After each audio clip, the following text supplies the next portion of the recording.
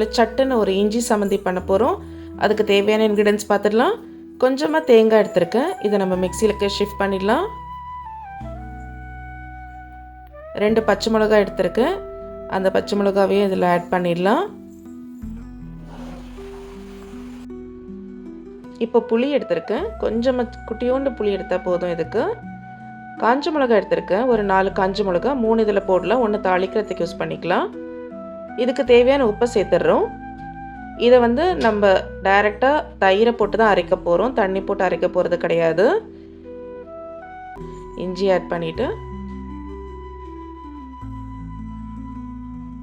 இப்படி தான் அரைக்கணும்.